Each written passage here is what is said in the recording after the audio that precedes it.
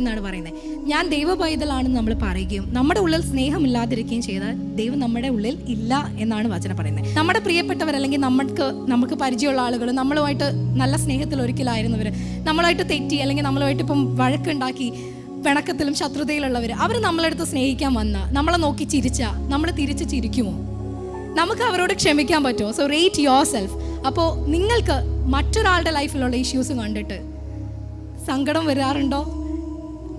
യേശുവിന് തോന്നിയതുപോലെ നമുക്ക് ദയ തോന്നാറുണ്ടോ? A love that is unconditional. It has no strings attached. He loved us the way we are. Even when we were sinners, He loved us. അങ്ങനത്തെ ഒരു സ്നേഹമാണ് God നമ്മുടെ കയ്യിൽ നിന്നും എക്സ്പെക്റ്റ് ചെയ്യുന്നത് to our fellow beings.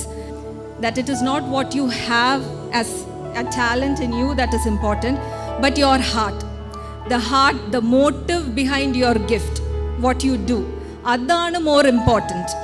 Put your trust in the Lord because He shows honor to those who extend honor. I just want to say that equal opportunity is given to everybody. For the children of God, the privilege is we can call for the things that are not as though they were. എൻ്റെ താഴ്ചയിൽ എന്നെ ഓർക്കുന്നവൻ, എൻ്റെ പാപം മറക്കുന്നവൻ, എൻ്റെ പാപത്തെ ക്ഷമിക്കുന്നവൻ. ഞാൻ എന്തൊക്കെ ഇന്ന് രാവിലെ ചെയ്തു, ഇന്നലെ എന്തൊക്കെ ചെയ്തിട്ടാണ് ഞാൻ ഇന്ന് വന്നത്, എന്നാലും ആരാധിക്കാൻ തുടങ്ങിയപ്പോൾ അപ്പ എന്നെ ക്ഷമിക്കണേ എന്ന് പറഞ്ഞപ്പോൾ ഒരാളോട് പോലും നമ്മുടെ സീക്രട്ട് പറയാതെ നമ്മളെ ക്ഷമിച്ചില്ലേ? ഹല്ലേലൂയ. നമ്മളെ ചേർത്ത് കൊണ്ടില്ലേ? ഹല്ലേലൂയ. നമുക്ക് വാഗ്ദാനങ്ങൾ പുതിയ ഒരു എണ്ണ നമ്മുടെ മേളിൽ നിന്ന് വർഷിപ്പിൻ്റെ സമയത്ത് ദൈവം തേപ്പിച്ചില്ലേ? ഹല്ലേലൂയ.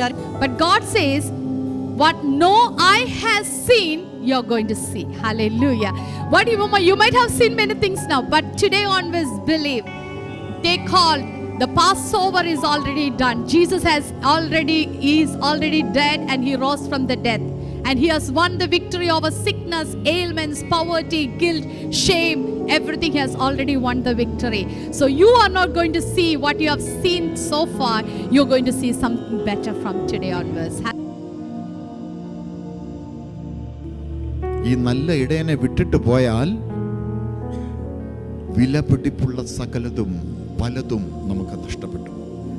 ഇന്ന് നമ്മൾ പലരും ചിലയിടത്ത് കുടുങ്ങിക്കിടക്കുന്നുണ്ടെങ്കിൽ, ചിലതിൽ വീണ് കിടപ്പുണ്ടെങ്കിൽ, ഇന്ന് നല്ല ഇടയനായ കർത്താവ് നിങ്ങളുടെ അടുക്കൽ വന്നിട്ട് പറയുവാണ്, കം ഔട്ട്.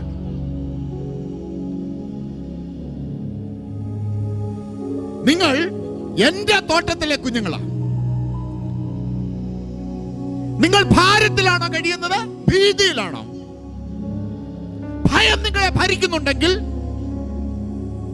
ഭാരം നിങ്ങളെ ഭരിക്കുന്നുണ്ടെങ്കിൽ, നിങ്ങൾ കുടുങ്ങി കിടക്കുന്നത് ഏത് സ്ഥലമാണോ ആ സ്ഥലത്തും നിങ്ങൾ കം ഔട്ട്.